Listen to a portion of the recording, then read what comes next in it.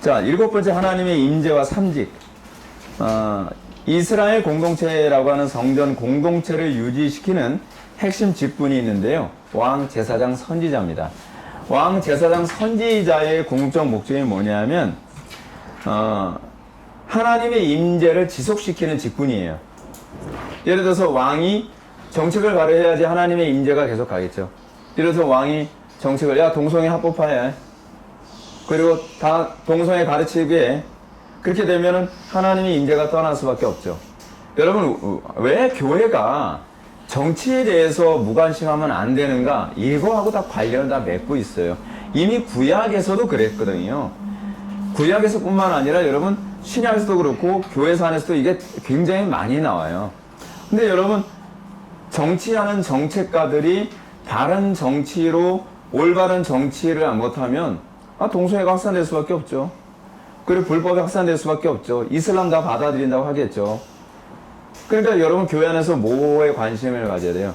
정치 지도자들을 바르게 양육을 하고 그들이 정치와 경제와 사회와 문화와 교육계에 좋은 선한 영향력을 끼치도록 자꾸 양성을 하고 키워내야죠. 근데 교회가 이걸 안 했어요. 선지자 지금 뭐와 관련을 맺고 있죠? 설교자하고도 또 관련을 맺을 수 있겠죠. 오늘날 우리나라식으로 따지면 강단설교 지금 신학교들이 많이 타락하고 있잖아요. 자유주의 신학에 많이 들어오고 요즘에 뭐 통합 측도 보니까 막 동성애에 대해서 굉장히 긍정적으로 여기는 부분도 굉장히 많고 근데 신학교에서 이미 이런 부분에서 관대해지게 되면 자동적으로 교회 안에는 동성애라든지 간음이라든지 트랜스젠더라든지 온갖 음란한 것들이 다 들어오고 성도들은 혼란스러워하죠. WCC 종교통합도 좀 돈 많다고 하는 대형 교회들이 몇십억씩을 지원해주는 바람에 부산에서 WCC 부산 총회가 일어나게 된 거잖아요. 그러니까 왕, 제사장, 선지자직 이런 하나하나가 바르게 서지 않으면 다 타락하는 거예요. 하나님의 임재가 떠날 수밖에 없는 거예요. 왜냐하면 죄가 합법화되거든요. 그 죄가 신학화돼 버려요. 그러면 자동적으로 하나님의 임재가 떠나는 거예요. 우리 지금 그 싸움하고 있는 거예요. 지금요. 우리 그 기도해야 됩니다. 주여 죄가 신학화되지 않게 해주세요. 신학교에서 자꾸 죄를 신학화시키고 있거든요. 다른 종교도 구원이 있다라는 말을 아무렇지도 않게 하고 나무아비탑을 관세음보살 아멘 뭐 그러질 않나. 구약에서의 역할을 신학적으로도 잘 연결해서 이해하면 좋은데요. 중요한 건 신약에 와서는 왕, 제사장, 선지자가 나눠지지 않죠. 모든 성도들이 다 왕이고 모든 성도들이 제사장이고 모든 성도들이 선지자죠. 제사장직 하게 되면 뭘 얘기할 수 있을까요? 제사장직 하게 되면 우리가 가장 먼저 떠올리는 것은 제사 지내는 거라고 주로 떠올리잖아요. 근데 여러분 신약시대의 제사장직을 떠올릴 때 가장 먼저 떠올리는 거는 기도여야 돼요. 제사장이 하루에 3번씩 하는 게 뭔지 아세요? 아침 저녁으로 번제를 드리고 하루 3번씩 분향을 하거든요. 기도거든요. 근데 성전이 없어지면서 제사장직이 뭐로 이제 남게 되냐면 신약에서 보이는 하루 3번씩 기도하는 그 모습이 나오잖아요. 베드로도 그렇고. 그게 이제 성전 제사가 없어지면서 이제 이런 모습으로 이제 바뀌어지기 시작을 하게 되는 겁니다. 신약의 성전과 하나님의 임재에 관해서 한번 살펴보겠습니다. 선지자의 출현. 우리가 잘 알고 있는 것처럼 유대인들에게서 세례 요한의 출현은 매우 충격적인 사건으로 이해됐습니다. 여러분 그 세례 요한이 등장하게 되는데 그 구약과 신약의 중간기가 있습니다. 대략 한 400년 가까이 되는데 그 중간기에는요 선지자가 나타나질 않았어요. 근데 선지자가 나타나지 않았다는 것이 어떤 의미를 가지고 있느냐? 하나님께서 말씀하지 않으신다는 얘기는요 하나님께서 이 백성을 버리셨다는 의미예요. 굉장히 심각한 거죠. 여러분 이렇게 한번 생각해 보세요. 하나님께서 여러분들을 버리지 않으셨다라고 하는 것은요 하나님께서 여러분들에게 말씀하고 계신다는 걸 발견하는 거예요. 이스라엘 백성들이 하나님 선지자를 보내주세요. 우리를 버리지 말아주세요. 계속 기도했거든요. 그랬더니 구약과 신약의 중간기가 400년 만에 선지자가 나타난 거예요. 세례 요한이 나타난 거예요. 얼마나 반갑겠어요. 그 이전에는 선지자라고 생각했던 사람이 다 거짓 선지자였고 다 거짓 선지자였어요. 근데 세례 요한이 나타났어요. 세례 요한이 나타나서 하나님의 말씀을 대언하기 시작을 해요. 근데 하나님의 말씀을 대언하는데 여러분 뭐라고 외쳤죠? 회개하라. 천국에 가까이 한다니라. 그리고 뭘 베풀었죠? 세례를 베풀었어요. 이게 되게 충격적인 얘기예요. 여러분, 구약에 세례가 있나요? 없나요? 없어요. 그건 신약에서 갑자기 나타난 거거든요. 근데 이 세례는요, 구약과 신약의 중간기 안에서 발견되어지는 부분이에요. 그러니까 이방인들이 유대교로 개종한다고 했을 때 그때 세례를 베풀었댔어요. 그러니까 이게 사실은 세례가 지금 와서는 할례적 개념이잖아요. 근데 보세요. 유대인들에게, 그것도 종교 지도자들한테 세례 받으라고 얘기하는 거예요. 그럼 그들에게 요구하는 회개의 수준이 어느 정도인지 알겠죠? 너희들은 거의 이방인이야. 너희들이 민족적으로 유대인이라고 해서 너희들을 유대인이라고 볼 수 없어. 너희들은 개종의 수준의 회개가 필요해 라고 얘기한 거예요. 얼마나 미혹했습니까? 세례 요한이 이방인들에게 베푸는 세례를 너네들도 받으라고 얘기하고 있다니까요? 그러면 얼마나 기분 나쁘겠냔 말이에요. 근데 세례 요한을 그래도 미워해도 뭐라고 얘기 못한 게 뭐냐면 많은 사람들이 선지자로 본 거거든요. 그렇기 때문에 세례 요한의 권위를 무시할 수가 없었던 겁니다. 하나님께서 선지자를 통해서 더 이상 말씀하시지 않았는데 하나님께서는 말씀하시지 않는다라는 이 표현은 사실은 하나님께 더 이상 임재하지 않는다라는 이런 표현이기도 합니다. 자, 한번 예를 한번 들을게요. 어떤 사람이 예배당에 왔는데요. 설교가 아무리 들으려도 들리지가 않아요. 귀에 안 들어와요. 그건 임재가 없다는 얘기입니다. 우리는 간혹가다 이렇게 생각합니다. 예배 시간에 졸아도 365일 모든 공예배 따다 졸고 목사님 설교 하나도 귀에 안 들어와도 나는 구원은 받았고 내 속에 성령은 충만하다. 그거 가짜입니다. 하나님께서 임재하실 때 말씀으로 임재하십니다. 하나님께서 말씀으로 창조하셨잖아요. 하나님께서 말씀으로 임재하시거든요. 그걸 모르니까. 과거에 우리 교회에 이런 분이 오셨댔어요. 기도는 원장님이신데 기도를 무지 많이 하시는 분이에요. 기도를 많이 하시는데 이분이 우리 교회가 궁금하다고 한번 예배 참석하시고 싶다고 왔어요. 근데 예배 시간이 딱 시작했는데 설교 시작할 때서부터 졸기 시작을 해요. 졸기 시작하는데 정말 심히 졸아요. 너무 조는데 의자에 앉았는데 의자에서 막 옆으로 막 쓰러질 것 같아요. 제가 설교를 못 할 줄인 거예요. 저 사람 잡아봐. 그러게 해야 돼, 저는. 거의 기절 수준이에요, 기절 수준. 근데 자기는 성령 충만하다고 생각해요. 참 기도하면 자기 응답 다 받는다는 거예요.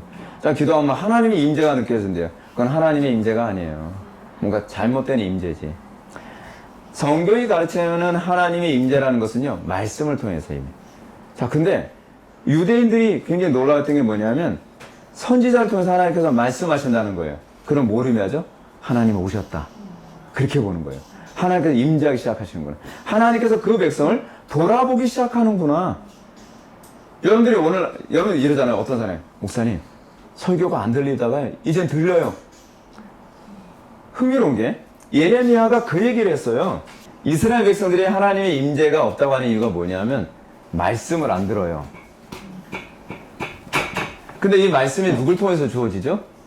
구약시대 때요? 선지자. 선지자들이 말을 죽어라고 이제 목숨 걸고 얘기하는데 말씀을 안 받아들여요. 말씀을 안 받아들인다는 건 뭘 얘기하는 거예요? 하나님의 임재가 없다는 걸 의미하죠. 그러니까 예레미야가, 특히 예레미야는 눈물의 선지자라고 하잖아요. 설교를 해도 말씀을 죽어라고 들어먹질 않는 거예요.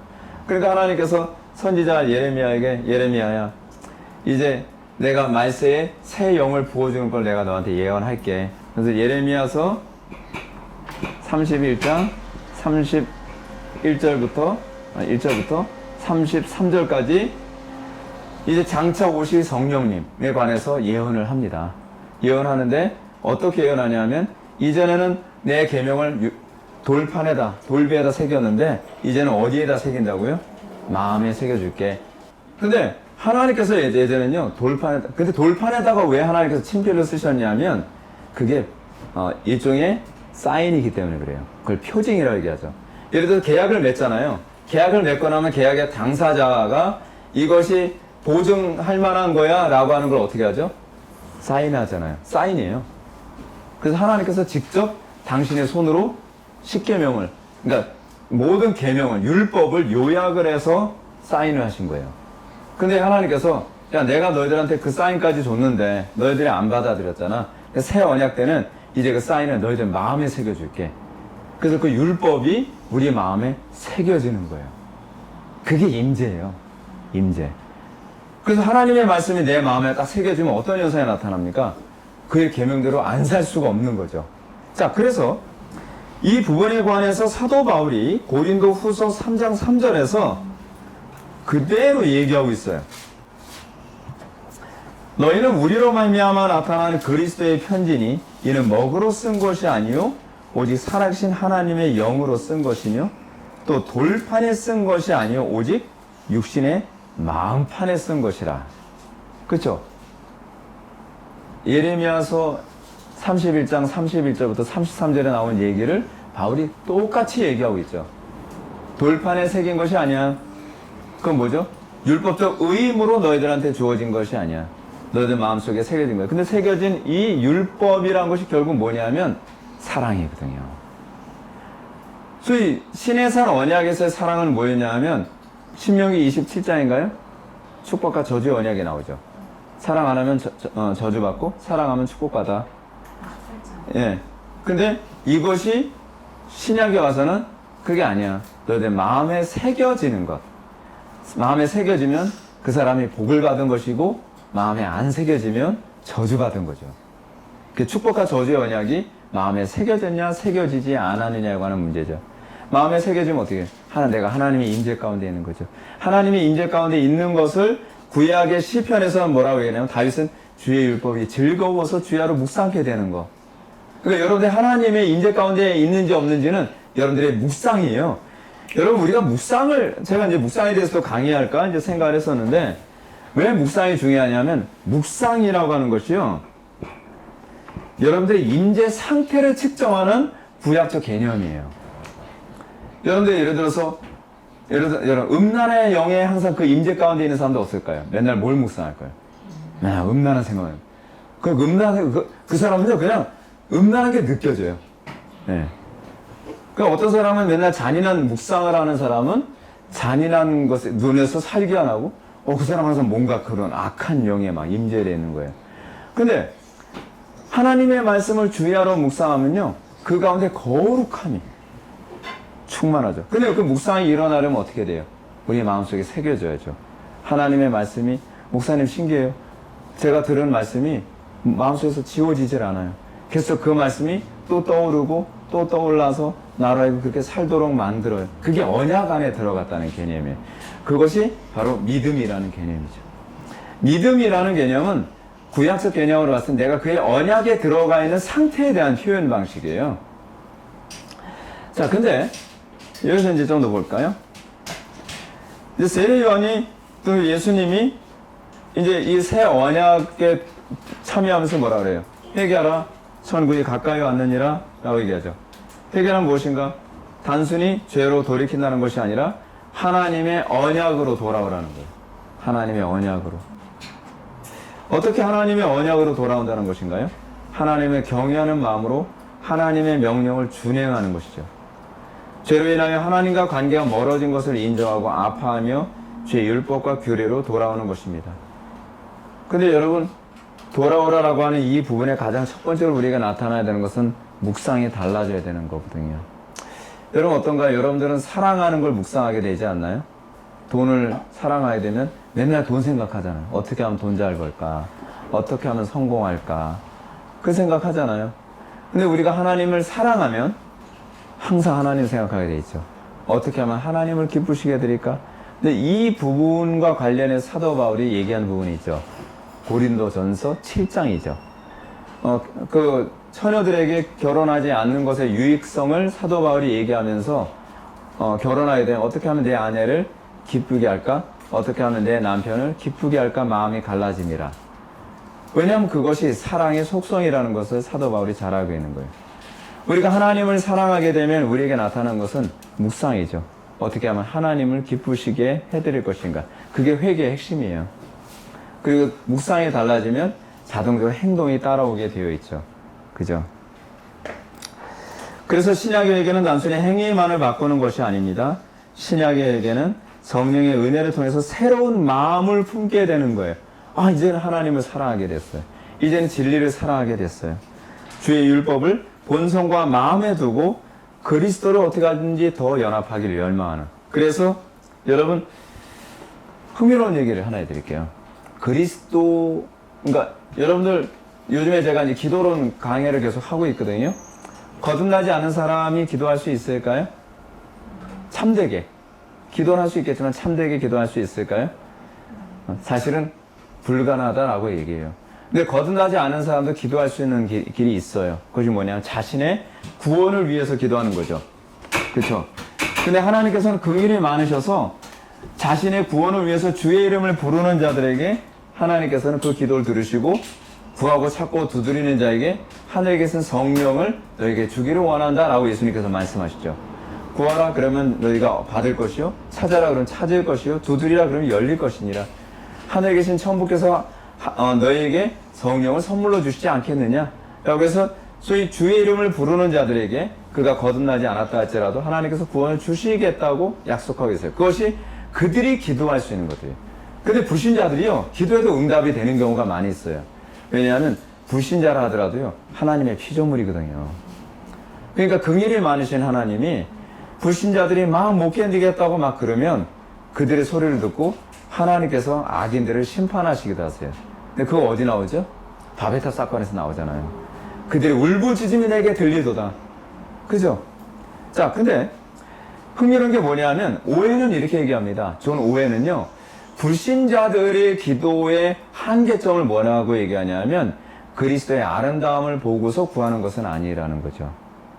우리가 구원받고 난 이후에 우리에게 나타나는 그리스도와의 연합에 대한 것은요, 그리스도 안에 있는 아름다움. 여러분 그 찬송시 중에서 그런 가사가 있잖아요. 구주로 생각만 해도 그렇게 좋거든. 그 얼굴 배울 때 얼마나 좋으랴. 예수를 믿고 나서 우리에게 나타나는 것이요, 옛날에는 그리스도 안에 있는 그 부요함이 별로 사랑스럽게 보이지 않았어요. 근데 시간이 지나면서 그리스도의 온유함이 너무 사랑스럽고 그리스도의 지혜로움과 그리스도의 능력과 그리스도의 탁월함이 다 내게 됐으면 좋겠다라고 하는 열망을 품게 되죠. 그것이 회개의 동기예요. 우리가 좋아하지도 않는데 어떻게 그쪽으로 돌아갈 수 있겠어요? 그리스도 안에 있는 그 부유함이 너무 아름다운 거예요. 단편을 예를 한번 들어볼게요. 제가 요즘 그리스도의 그 속성을 묵상하는 거에 굉장히 달콤함을 많이 느끼는데, 특히 이제 다윗 안에서 보여지는 그 그리스도의 아름다움이 되게 많아요. 다윗이요, 얼마나 지혜로운지 모릅니다. 순간적으로 어떤 일이 딱 벌어지잖아요. 그럼 그것에 관해서 정말 얼마나 지혜롭게 행동을 하는지 몰라요. 그런 부분을 보면서 야, 나도 저렇게 지혜로웠으면 좋겠다. 나도 그리스도 안에 있는 그 아름다움, 그리스도 안에 있는 그 담대함, 그리스도 안에 있는 그 비겁하지 않음. 근데 내 속에는 그 비겁함과 그 어리석음과 무능함이 너무 많다는 거죠. 근데 그러면서 그리스도의 아름다움을 추구하게 되면서 자동으로 어떻게 돼요? 회개할 수밖에 없죠. 그게 그리스도께로 향하게 된다는 것이거든요. 그게 회개하라예요. 그래서 회개하는 설교의 가장 중요한 핵심은 그리스도의 아름다움을 설교하는 거예요. 아름답지 않냐? 근데 너희들이 추구하는 건 아름답지 않지 않냐? 돌이켜라. 그리스도께로 돌이켜라. 그럼 그리스도께서 그 은혜의 부요함, 그 지혜로움과 능력과 자비로우심과 그 놀라운 은혜를 너에게 주시기를 기뻐하신다. 그것이 회개를 선포하는 중요한 핵심이죠. 네. 사실은 그렇잖아요. 우리가 동성애자들 그렇게 사는 것을 보면서 어떻게 해요?